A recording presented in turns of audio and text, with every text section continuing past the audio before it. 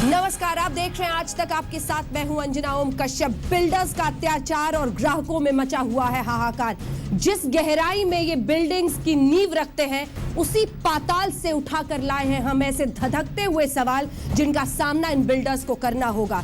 क्योंकि हर कोई घर का सपना देखता है, उस सपना को पूरा करने के लिए होम लोन लेता है, ईएमआई चुका रहा है, रेंट चुका रहा है, बरसों से अपने घर का इंतजार कर रहा है, लेकिन आज भी उनसे रकम पर रकम वसूली जा रही है। क्या है इन बिल्डर्स की आखिर मजबूरी, या फिर जानबूझकर हो रहा है ग्राहकों के साथ इतना बड़ा अत्याचार? यही है वो सवाल। क्योंकि याद रखिए, अब ग्राहकों के सब्र का बांध टूट रहा है और इसीलिए जगह जगह पर ये तस्वीरें हम आपको दिखा रहे हैं और सवाल पूछ रहे हैं, क्यों वादे से आखिर मुकर रहे हैं ये बिल्डर्स? क्यों दर दर भटकने को मजबूर है आज खरीदार? घर को लेकर खरीदारों की सुनवाई आखिर क्यों नहीं हो रही है? धोखेबाज बिल्डर्स पर कार्रवाई क्यों नहीं करती सरकार? प्रोजेक्ट में 5-8 साल तक की देरी आखिर क्यों हो रही है? पैसा वसूली के बाद भी क्यों घर नहीं मिल रहा है? अलग अलग प्रोजेक्ट्स, सरकार की रहमदिली आखिर क्यों है बिल्डर्स की तरफ? कीमत चुकाने पर भी घर का सपना क्यों नहीं हो रहा है पूरा? यह है वो सुलगते हुए सवाल जो हम दिखा रहे हैं। लेकिन याद रखिए, सब्र का बांध ग्राहकों का टूट रहा है और इसीलिए कई जगहों पर बिल्डर्स के सामने पहुंचकर धक्का मुक्की तक की नौबत आ रही है। लेकिन कुछ बिल्डर्स ऐसे भी हैं जो उल्टा जवाब देते हैं। ऐसे ग्राहक जो परेशान है पहले से, उन्हें धमकाते भी हैं। तो जरा ये तस्वीरें देख लीजिए। बीते दिन ही गौरसंस में कुछ ऐसा ही हुआ, जब कुछ ग्राहकों ने जाकर विरोध जताने की कोशिश की तो उन्हें ही उल्टा धमका दिया गया कि तुम्हें जो करना है कर लो, हम तुम्हें देख लेंगे। अब परिस्थिति ऐसी आ गई है।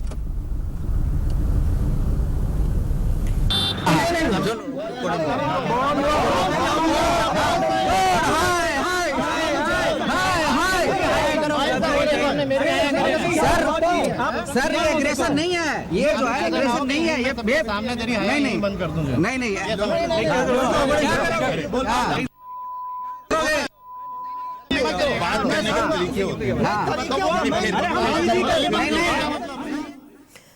कई खास मेहमान हमारे साथ इस चर्चा में शामिल हो रहे हैं, क्योंकि आज तक पर पहली बार हम कर रहे हैं इन बिल्डर्स और बायर्स को आमने सामने।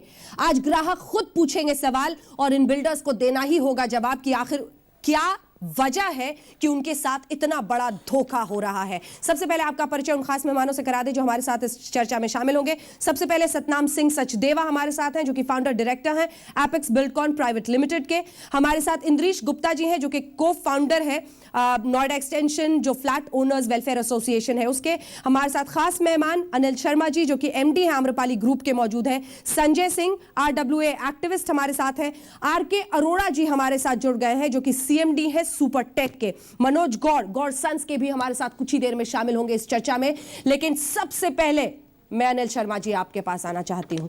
आप में से कितने लोग हैं जिनका इस वक्त पर घर आम्रपाली में है, जो मतलब आपको अभी घर नहीं मिला है, कई सालों से इंतजार कर रहे हैं? बहुत सारे हाथ उठ रहे हैं। सर, क्यों धोखा हो रहा है इनके साथ? क्यों ऐसा कर रहे हैं आप लोग?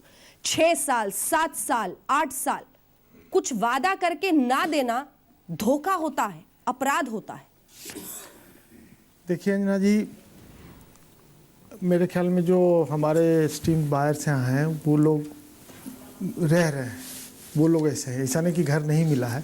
ठीक है, आप में से कौन है जिसको घर नहीं मिला है? हाथ उठाइए फौरन, जल्दी से आइए। अच्छा। बताइए अपना नाम, कहाँ पे आपने घर लिया है और कितने सालों से आपको घर नहीं मिला? सामने आइए। माय नेम इज़ मोहित और मैंने अपना फ्लैट बुक कराया था 2011 में। A1 टावर की कंडीशन ऐसी है अभी, मैं हर हफ्ते जाता हूँ, not even a single break move from here to there. आपको घर अभी नहीं मिला है? कितने साल से इंतजार कर रहे हैं? 5 साल से इंतजार कर रहा हूँ। 90% पेमेंट देने के बाद में we get letters from Amrapali that your flat will be cancelled पे। सर हिंदी में बोलिए। आप 90% पेमेंट करने के बाद भी अभी तक घर नहीं मिला है। एंड आम्रपाली से एक धमकी मिलती है कि 10% पेमेंट दे दो, नहीं तो आपका फ्लैट कैंसिल कर जाएगा। जवाब दीजिए। देखिए, धमकी, हम लोग तो जहाँ तक सवाल है कि जो कंज्यूमर्स हैं, कभी भी किसी भी वक्त कोई विजुअल, कोई आपका प्रेसिडेंस ऐसा नहीं होगा कि हम किसी भी ऑनरेबल कंज्यूमर के साथ कभी किसी तरह का ऊंची आवाज़ में भी बात किए होंगे। जब नोएडा एक्सटेंशन में बहुत बड़ा लैंड एक्विजिशन क्वेस हुआ था, उसमें कई बिल्डर्स और कई बायर्स के प्रोजेक्ट थे। उसमें कम से कम हमको लगता है 1 लाख से ज़्यादा हमारे कंज्यूमर्स थे। उस समय भी हम लोगों ने सामने विशेष रूप से मैं उनके साथ हर फोरम पर आपके यहाँ भी आया था और मैंने आप तो हर जगह जाते हैं सर। मेरी बात, आप बायर को एस्टीम्ड भी कहते हैं सर, मेरी बात ऑनरेबल भी कहते हैं, मेरी बात पूरा सम्मान देते हैं सर। घर नहीं मिला है उनको, मेरी बात सुन लीजिए सर। 5 साल से घर नहीं मिला है, मुद्दे पे तो आइए। मेरी बात, मैं उसी मुद्दे पे आ रहा हूँ। जब एक्विजिशन क्वेश हो गया 2010 में, उसके बाद कुछ हम लोग को समझ में नहीं आ रहा था कि अब क्या होना है। कुछ बायर्स थे जो इनके पैसे आ गए थे कई जगह। उस समय हम लोगों ने एक ही बात की थी और आज भी कहूंगा कि किसी भी मुद्दे का समाधान है और हम लोग सोल्यूशन के लिए समाधान नहीं, हक मांग रहे हैं सर।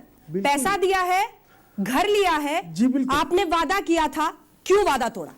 वादा तोड़ा नहीं। अगर एक चीज बताइए, अगर कोई बात, उनकी बात तो मैं सुनने के लिए तैयार हूं, लेकिन मेरी बात कौन सुनेगा? 23 साल हमने फौज में नौकरी करी जी, जो भी पेंशन मिली, जितने हमारी धमा पूंजी थी वो हमने आपको दे दी। आप पे विश्वास किया, धोनी जी पे विश्वास किया, उसका बदला हमें आज क्या मिला है? एक इनकम्प्लीट प्रोजेक्ट जिसमें ना ही रजिस्ट्री है, ना ही फायर फाइटिंग चल रही है, जिसमें जो आपने लिफ्ट बोली है, जिसको आप थर्ड लिफ्ट बोलते हैं कि लग्जरी है, उस स्थिति में आप समझते हैं हम बायर्स चुप रहेंगे क्या? आपसे सुनिए, आपसे हम पिछले 2-2.5 साल से लगातार मुलाकात कर रहे हैं।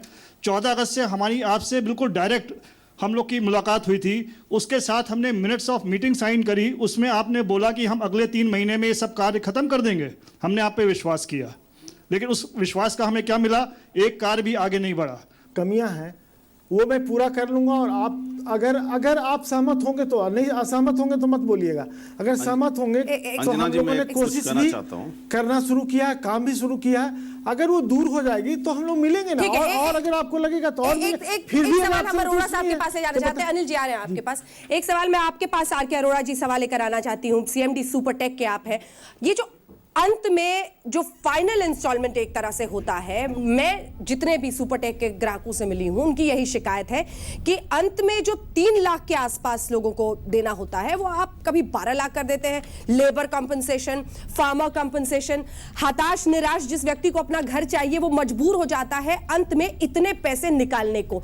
आखिर कैसी धोखाधड़ी है ये किसी ग्राहक के साथ? अरोड़ा साहब देखिए, सबसे पहले मैं अंजना जी ये कहूँगा कोई धोखाधड़ी नहीं है। सबसे पहले आपको मैं बता दूं कि हम लोगों ने इस साल के अंदर ना 16,000 घर डिलीवरी दिए हैं।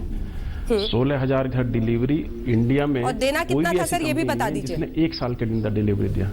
ठीक है, 16,000 दिया है, देना था, 16 देना कितना था? अब जहां तक आपका क्वेश्चन है, जहां तक आपका क्वेश्चन, यस पूरा दे दिया है। आज कोई आदमी ये नहीं कह सकता है कि मुझे घर नहीं मिला। हाँ, जो आपने क्वेश्चन अभी किया है कि फाइनल अमाउंट में आप जो चार्जेस होते हैं, अब आप ये बताइए कोई आदमी घर लेता है, घर के बाद उसको पानी चाहिए होता है, वहाँ पर उसको गैस का कनेक्शन चाहिए होता है, वहाँ पर बिजली चाहिए होती है, वहाँ उसको लीज रेंट पे करना होता है, वहाँ उसको रजिस्ट्री करानी होती है। क्या इन सब चीज़ों को पैसा नहीं देगा? तो इन सब चीजों को लेकर वो कहीं ना कहीं थोड़ा कस्टमर का ग्रीवेंसेस रहता है और हम उसको भी साथ साथ सॉर्ट आउट करते हैं। ऐसा कहीं नहीं हो रहा कि हम जो है फाइनल पेमेंट में उससे ज्यादा डिमांड करते हैं। हमारा एक अलॉटमेंट लेटर बनता है कस्टमर के साथ। इतना भी मीठा नहीं है सर। उस अलॉटमेंट लेटर के साथ सर इतना भी मीठा नहीं है जितनी मिठास के साथ आपने मुझे समझा दिया।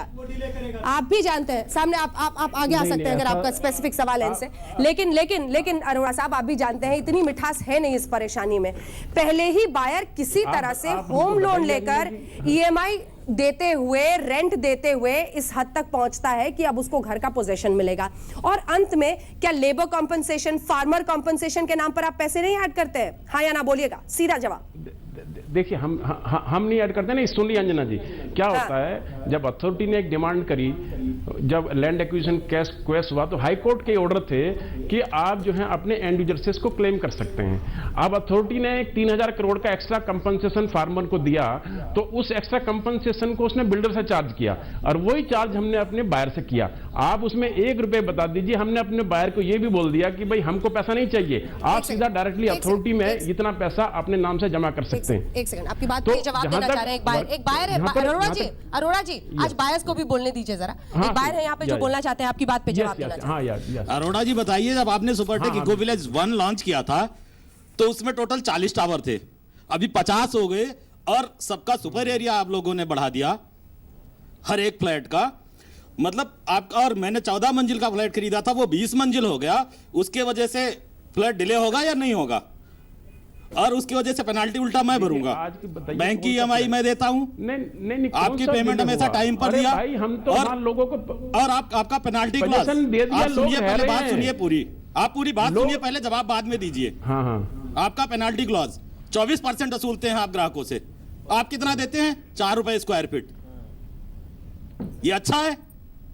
देखिए ऐसा है, आप बताइए, आपने 18 महीने का BBA साइन किया और 72 महीने हो गए अभी तक फ्लैट डिलीवर नहीं किया। फ्रेंड, अभी आपने बोला कि मैं टाइम से दे रहा हूं। 500 पीपल आर लिविंग। आप लोग एक्स्ट्रा सुपर एरिया चार्ज कर रहे हैं। बिल्डर्स अगर कोर्ट में जा रहे हैं, आप उनके कागज साइन करने से मना कर रहे हैं। आपने 100% पेमेंट ले लिया है, 100% स्टैंप ड्यूटी ले लिया है। आप बिल्डर को, बायर्स को बोल रहे हैं कि मेरे ऑफिस में आइए, आप साइन कीजिए कि कागज वापस लीजिए अपना कोर्ट केस, तब मैं आपकी रजिस्ट्री करूंगा। अगर यह माफियागिरी नहीं है, ये गुंडागर्दी नहीं है, ये ब्लैकमेलिंग नहीं है, तो क्या है? चलो मैं अंजना जी में इसका जवाब दे देता हूं, हमसे तो नहीं है, लेकिन मैं इसका जवाब दे देता हूं। जहां तक सुपर एरिया का सवाल होता है ना अंजना जी, क्या होता है कि जब हम कोई फ्लैट बनाते हैं तो 2 तरह के एरिया होते हैं। एक होता है कारपेट एरिया, जो रूम का अंदर का एरिया होता है।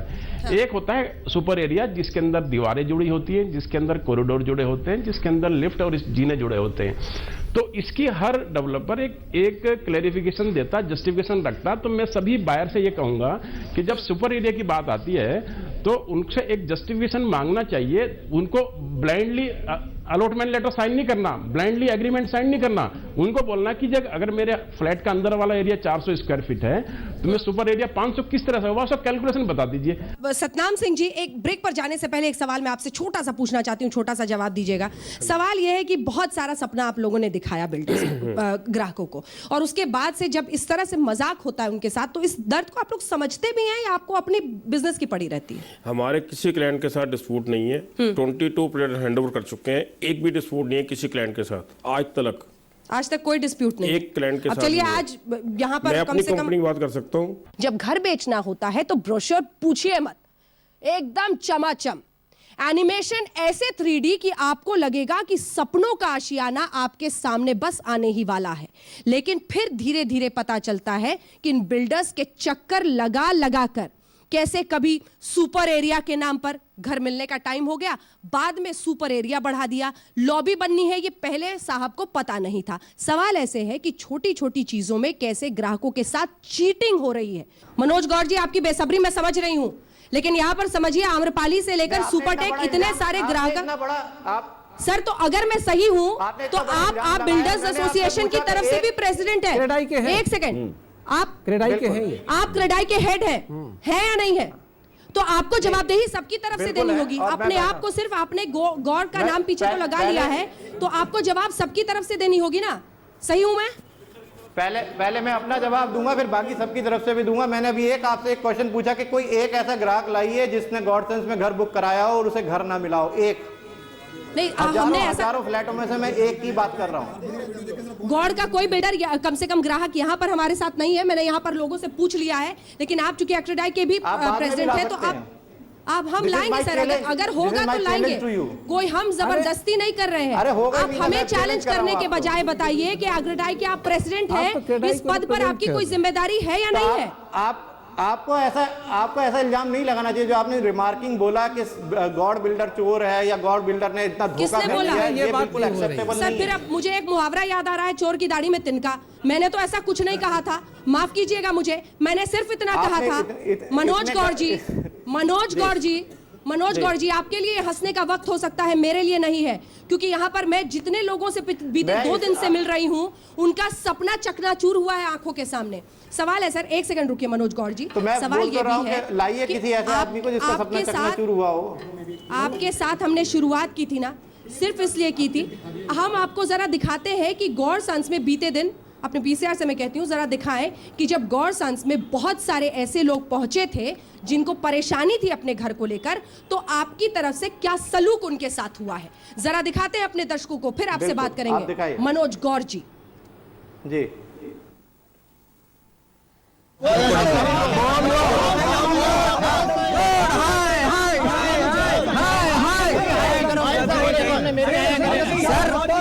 सर ये एग्रेशन नहीं है, ये जो है एग्रेशन नहीं है, ये सामने तेरी है नहीं बंद कर दूंगा। नहीं नहीं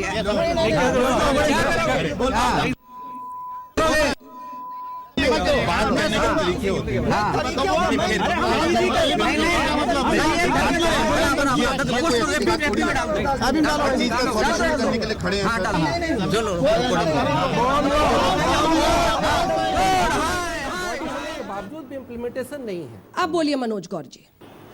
देखिए, ये पहली बात तो आपको ये शायद पूरी जानकारी नहीं है, ये ग्राहक कहीं से नहीं आए थे, ये सन 2014 में पहला कंप्लीशन मिला, ये वहीं रह रहे थे, ये कहीं आए नहीं थे, मैं गया था इनके पास, ये कहीं आए नहीं थे, ये कोई प्रदर्शन नहीं हो रहा था।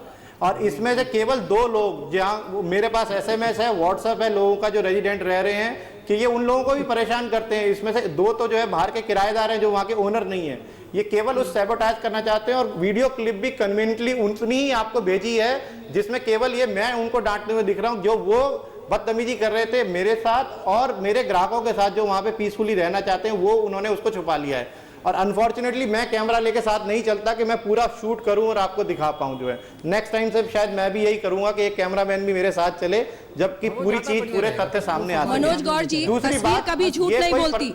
एक सेकंड, आपकी ये दलील यहाँ पर चलने वाली नहीं है, होनी चाहिए आधी तस्वीर, क्योंकि आप भी बता दीजिए बोलती बंद कैसे करते हैं आप। क्यों ग्राहकों को लूट रहे हैं बिल्डर, क्यों चोरी पर हो रही है सीनाजोरी, क्यों इन परेशान ग्राहकों को ही धमका रहे हैं आज बिल्डर्स? ये कुछ ऐसे सवाल हैं जिनका पूछा जाना बहुत जरूरी है, क्योंकि बरसों तक ये गिड़गिड़ा रहे थे इस उम्मीद में कि ये बिल्डर शायद घर की चाबी उन्हें थमा दे और घर जब मिले तो रहने लायक हो, जान जोखिम में न डालनी पड़े। लेकिन आज जिस परिस्थिति में ये घर मिल रहे हैं और कईयों को 8-9 साल से नहीं मिल रहे हैं, ये कुछ ऐसे सवाल हैं जो आज हम पूछ रहे हैं हल्ला बोल में। आप सभी लोगों से मेरा बहुत बहुत नमस्कार। अब तक बिल्डर्स लॉबी को सुन के बायर्स को शायद ये ज्ञात हो गया है कि बिल्डर्स ने कोई गलती नहीं की है।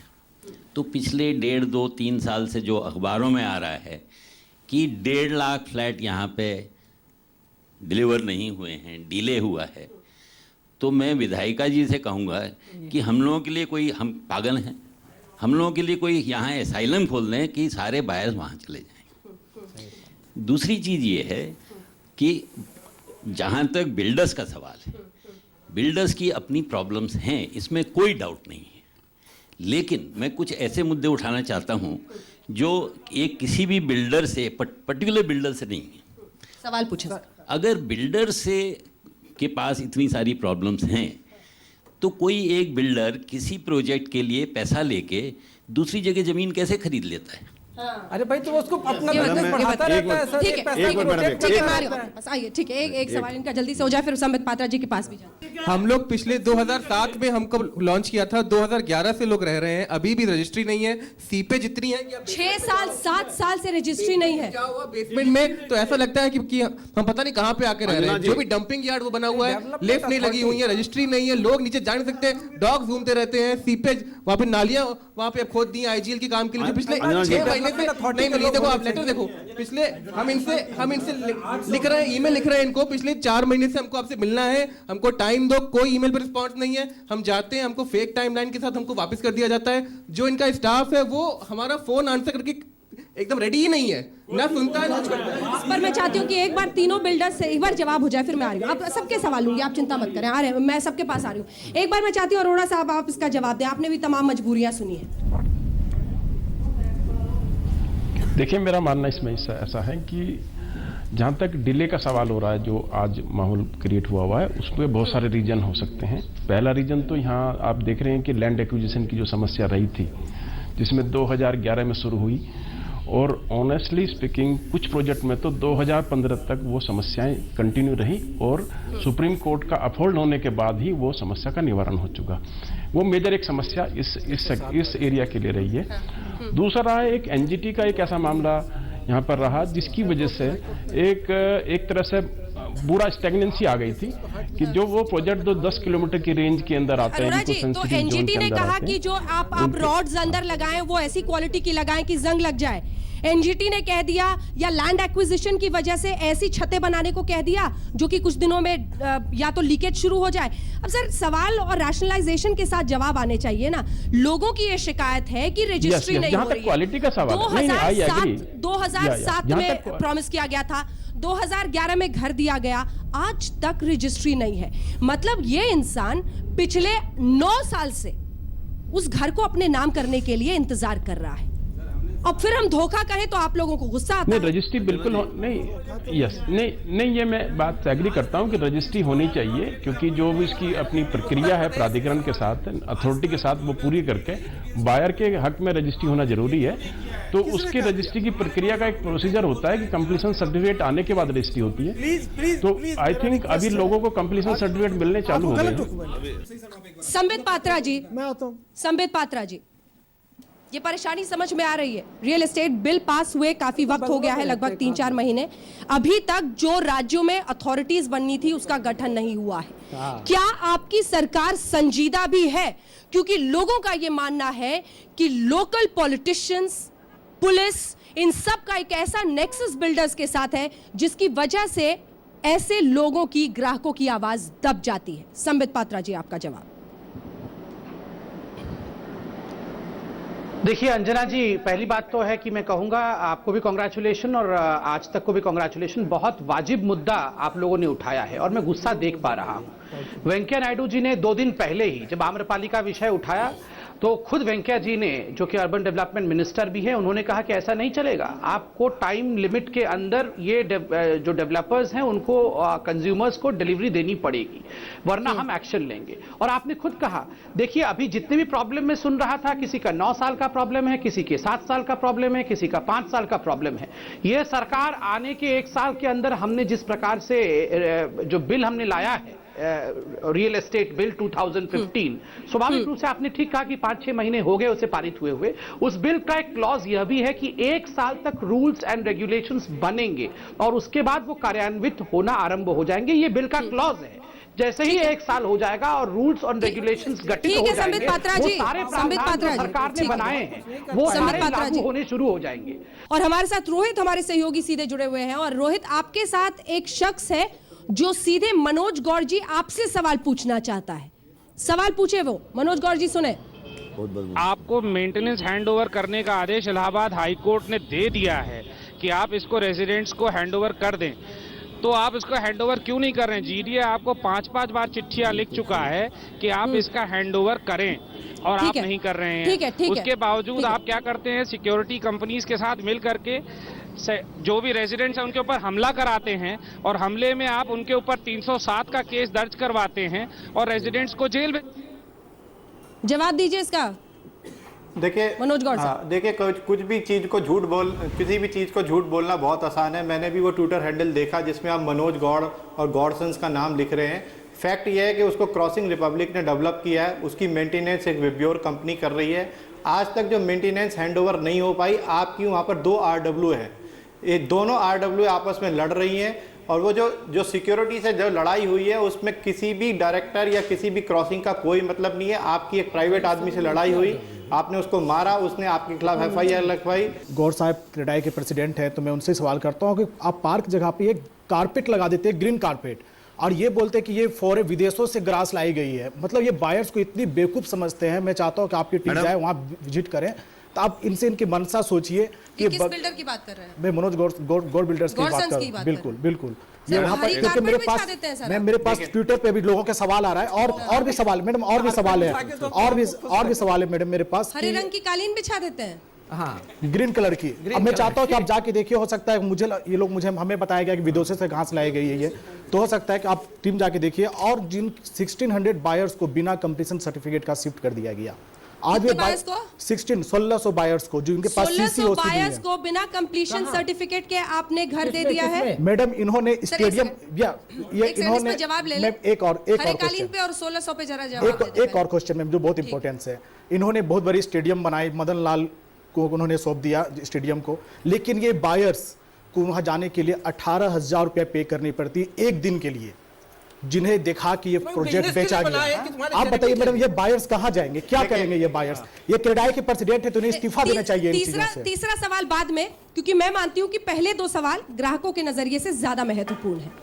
हरे रंग की कालीन बिछा देते हैं। देखिए मेरे ख्याल से आपको भी मैं जानकर हैरानी होगी कि लैक ऑफ नॉलेज की वजह से कितनी गलत बातें जो है सोशल मीडिया पे और ट्विटर पे फैलाई जाती है। सर सवाल पूछ रहे हैं, जवाब दीजिए। वो ग्रीन बिल्डिंग, जवाब ही दे रहा हूँ, आप मैडम सुनिए प्लीज। जो है वो जो green building, certified gold certified green building, वो बिल्डिंग है, घास वहाँ पे बिछाई गई है जहाँ नीचे कंक्रीट है। वहाँ पे 10,000 से ज्यादा जो ग्रीनरी के पेड़ जो लगाए गए, जो ऑक्सीजन देती है, जो है वो पेड़ देते हैं, घास नहीं देती। आर्टिफिशियल नारियल की पेड़ लगाई गई है। घास सबसे ज्यादा, झूठ बोल रहे हैं आप, आर्टिफिशियल एक पेड़ दिखा दीजिए वहाँ पर, तो जो मैं आपको ग्रीन पेंट करा रखा है। ठीक है, गलत नहीं, बात सुनिए मेरी बात। आप अगर किसी को जानकारी है ग्रीन बिल्डिंग के बारे में, जो घास एक ऐसी चीज है जो कोई ऑक्सीजन प्रोड्यूस नहीं करती और सबसे ज्यादा पानी पीती है, वो ये जो बिल्डिंग जहां पर नीचे आरसीसी है, जहां पे मिट्टी नहीं है केवल वहां करके, और जहां पर मिट्टी है वहां पर 1600 घर विदाउट कंप्लीशन। अच्छा इनोवेशन किया गया है।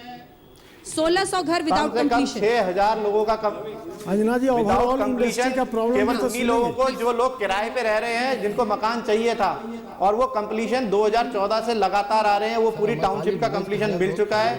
अनिल शर्मा जी, मेरा सवाल आपसे है, आपका एक प्रोजेक्ट है आम्रपाली हार्टबीट सिटी, 2012 में मैंने उसमें फ्लैट लिया और उसमें बताया गया 2125 स्क्वायर फीट का एक फ्लैट है। उसकी एक्चुअल जो नापने पे अंदर आता है, जिसको बोलते हैं आप कारपेट एरिया या सुपर एरिया जो भी बोलते हैं, वो 1300 स्क्वायर फीट के आसपास आता है। पहली बात, ये इतनी बड़ी चीटिंग है। दूसरी बात ये है, 2014 में पोजीशन देना था, अभी तक नहीं दिया। आपसे मेरी कई बार खुद पर्सनल बात हुई आपके पुराने वाले नंबर पे, लेकिन आपने हर बार वायदा किया कि चलिए आपका प्रोजेक्ट हम दूसरे में भी ट्रांसफर कर देंगे जहाँ पे कंप्लीट हुआ है। लेकिन उसके बाद ना तो आपने बात की, पुराना नंबर भी बंद कर लिया, नए नंबर पर भी आप कोई जवाब नहीं देते हैं। अब से थोड़ी देर पहले भी उसमें तो ऑनरेबल कोर्ट का सवाल वैसे बायर्स के लिए जिनके डेवलपर्स भाग चुके हैं। प्रोजेक्ट चेंज करने के लिए भी बोला था कि अगर बहुत डिले हो गया तो हम चेंज कर देंगे, और इसके अलावा जो आपको कंपनसेशन देना होता है वो भी आपके यहाँ बताया जाता है कि जब फाइनल पेमेंट होगा तब उसमें करेंगे। यानी आप पहले ब्याज लेंगे, लेकिन जब आपको देना होगा तो बहुत कम, लेकिन वो भी बाद में देंगे। कुछ सवाल एक बार उनको जवाब भी देने दीजिए सर। एक सेकंड, अनिल शर्मा जी। देखिए, एक जो जनरल बात है, हम लोग अभी कह रहे हैं कि नोएडा और ग्रेटर नोएडा की जो हालात रही है पहले से, लीगली या कोर्ट, ये सारी समस्याएं रही हैं। अब एक चीज़ बताइए, अगर हमारी समस्या है, आप प्लीज़ रिएक्ट मत करिएगा। और संबित पात्रा भी, अगर आप सरकार के से भी सीधे कोई बात करना चाहते हैं, उनसे सुन सकते हैं। सरकार की बात तो अभी आती नहीं है ना, किसी सरकार की बात नहीं आती। ये आती है कि जब कोई भी प्रोजेक्ट रुकता है, बहुत सारे कारण है।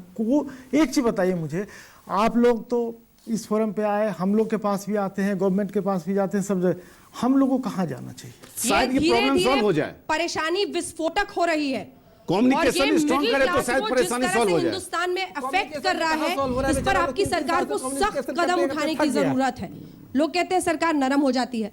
आज तक देश में रियल एस्टेट बिल नहीं था, 2013 में आना था, वो अब जाके 2015 में मोदी जी के आने के बाद आया है, तो स्वाभाविक रूप से लोगों में तो नाराजगी होगी ही। और देखिए, पहली बार ऐसा हुआ है कि हमारे इस रेगुलेटरी बिल में प्यूरिटिव एक्शन, मतलब जो बिल्डर इस प्रकार से कंज्यूमर के साथ धोखाधड़ी करेगा उसको जेल में जाके रातें बितानी पड़ेंगी। वो प्यूरिटिव एक्शन रखा गया है, एपीलेट ट्रिब्यूनल भी रखा गया है, एपीलेट ट्रिब्यूनल को पावर दिया गया है। मगर मैं भी ये सवाल पूछना, मैं उसके लिए मैं खुद एक सेकंड मैं कंप्लीट कर। आप संबित पात्रा जी, अरोड़ा साहब जो बता रहे हैं, आलोक कुमार जी, कि ये मिले थे खुद वेंकैया नायडू जी से, इनका कहना है कि डाइल्यूट कर दिया आपने बिल्कुल। बिल में जो जेल का प्रोविजन था वो बिल्कुल नहीं, पहले बढ़िया था। बिल्कुल नहीं, किसी भी प्रोविजन को डाइल्यूट नहीं किया गया है, किसी भी प्रोविजन को डाइल्यूट नहीं किया गया है। बिल्कुल स्पेसिफिक जवाब दे रहा हूं। मेरे हाथ में ये रेगुलेटरी बिल भी रखा हुआ है और कंपैरेटिव बिल, जो 2013 में राहुल गांधी जी की कांग्रेस पार्टी लानी चाहती थी और जो हम लेके आए हैं। आकाश और जमीन और आसमान का फर्क है इसमें। आप देखिए किस प्रकार से प्यूनिटिव एक्शन, एपीलेट अथॉरिटी को और स्ट्रांग करना, और अगर झूठे वादे, मैं भी सुन रहा था, झूठे वादे किए गए हैं कंज्यूमर्स के साथ, अगर झूठे वादे किए जाएंगे तो रजिस्ट्री भी कैंसिल हो सकती है और उनके खिलाफ एक्शन भी हो सकता है डेवलपर के खिलाफ। इस जाएंगे जेल है, जेल है, प्यूनिटिव एक्शन है, punitive action sir. Satnam ji, Vaishali में एक बिल्डिंग है आपकी, सफेद चमचमाती हुई, बिल्कुल लिफ्ट ठीक चल रही है उसकी? सब ठीक चल रही है। अभी पिछले दिनों विरोध नहीं हुआ था? अरे बार बार छोटे विरोध पौराणिक होता रहता है, 5 साल अरे सर कम से कम सच तो बोलिए। सच बोल रहे हैं। बताइए सर क्या दिक्कत हुई थी? कोई नहीं तो फिर दिक्कत हम नहीं है। बताएंगे। कोई दिक्कत नहीं है उस बिल्डिंग के अंदर। कोई दिक्कत नहीं है। लिफ्ट ना। को लेकर लोगों ने खूब विरोध किया, वहां पर धक्का मुक्की की जिस परिस्थिति बनी। मैनेजमेंट के घर में हाँ। अगर टाइलें लगवा दो, उनको अंडरग्राउंड पैसे दे दो, वो रहते हैं शांत, वो आगे पीछे क्यों शोर में जाते हैं? हाँ। अच्छा, संडे को उनको अपना मिलता है एंजॉय करने के लिए। रोजी रोटी का खा एक मिनट, संडे के दिन जो संडे के दिन ही जो शोरूम जाते हैं। बिल्कुल। आप सोचिए कि जब आप बंद कमरे में ग्राहकों से बात करते होंगे तो आप उनको क्या दलीलें देते होंगे। आज तो आप टीवी पे कह रहे हैं कि संडे को क्यों हंगामा करते हैं। हाँ। सबसे भयावह परिस्थिति जानते हैं क्या है? वो ये है जब बिल्डर छिपने लगे, जब ग्राहकों के सवालों के जवाब से वो भागने लगे। सुपरटेक ने कुछ ऐसा ही किया है। आरके अरोड़ा, सीएमडी सुपरटेक, हमने आज सुबह से उनसे बात की थी। कहा था उन्होंने कि हम ग्राहकों के सवालों का जवाब देने के लिए आएंगे, लेकिन अंत में एन वक्त शो के पहले उन्होंने मना कर दिया। यह बहुत भयावह परिस्थिति है और ऐसा नहीं होना चाहिए। अजीत जी, एक सवाल आपके पास लेकर आती हूं।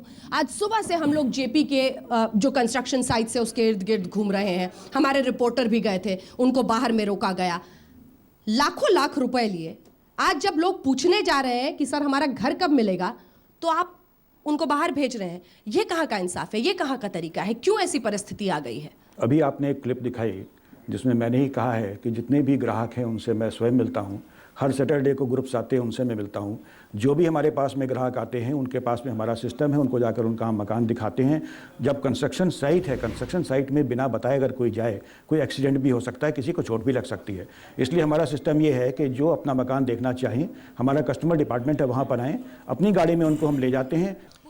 मैं रविंदर सिंह, मेरा सवाल अग्रवाल साहब बीजेपी साहब से है कि जो रेरा बिल आया है 2016 वाला, उसमें क्यों नहीं आप करंट प्रोजेक्ट्स को उसमें इंक्लूड करते?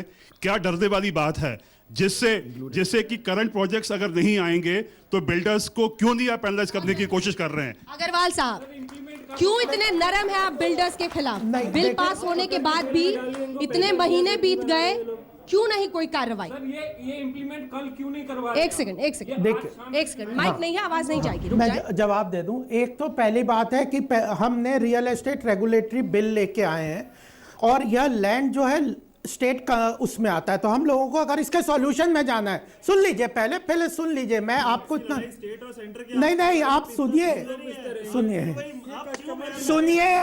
सुनिए, सुनो, हम आपके साथ हैं। पहली बात, सबसे पहली बात, केंद्रीय सरकार आपके साथ है इस समस्या के समाधान के लिए। भाई साहब, आप ही के सवाल का जवाब आपने खुद दे दिया। कदम नंबर 1 सुन लीजिए। कदम क्या उठाए? एक सेकंड आप जो कल्प्रिट है उन्हें तो छोड़ रहे हैं, आप मुझसे पूछ रहे हैं, क्योंकि मैं आपको जवाब देने को तैयार हूँ। एक लाइन का जवाब दीजिए, हम इत्मीनान से सुन रहे हैं, आप जवाब दीजिए। ये जो रियल एस्टेट रेगुलेटरी अथॉरिटी है, मैडम सुन लीजिए इस बात पे। नहीं, रियल एस्टेट नहीं, एक मिनट सुन लीजिए। रियल एस्टेट रेगुलेटरी अथॉरिटी और बिल दो अलग चीज है। मैं चार्टर्ड अकाउंटेंट हूँ, 2009 से इस पे काम किया है। रियल एस्टेट रेगुलेटरी अथॉरिटी के अंदर जैसे ही बनेगी, सारे केसेस आएंगे।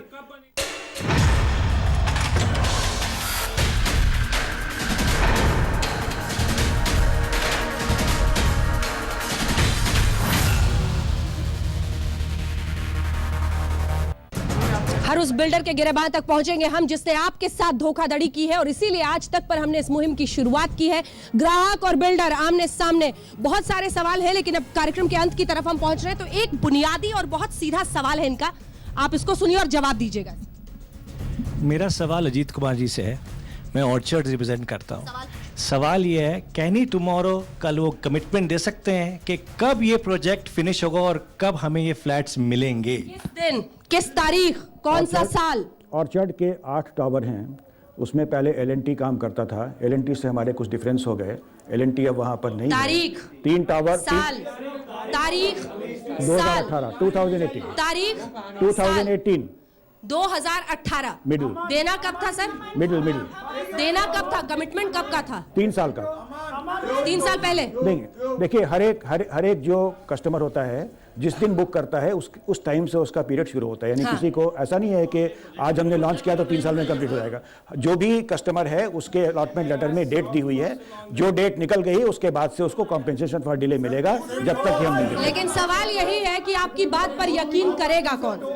मैं ये कह रहा हूँ सर, मैं ये कह रहा हूँ आपकी बात पर पहले भी यकीन करना मुश्किल था और आज तो आपकी बात पर यकीन करना और भी मुश्किल हो रहा है। इसी मुश्किल के साथ आज इस कार्यक्रम का अंत करते हैं, लेकिन कम से कम इतना वादा जरूर करते हैं कि आज तक पर हम लगातार ऐसे धोखेबाज बिल्डर्स के खिलाफ मुहिम बनेंगे, आपकी आवाज बनते रहेंगे, क्योंकि लोगों को लूटा गया है, ठगा गया है, गाढ़ी कमाई का पैसा उनका बर्बाद हो गया है, सब कुछ मिला, चक्कर काटे दफ्तर के, लेकिन घर नहीं दिया।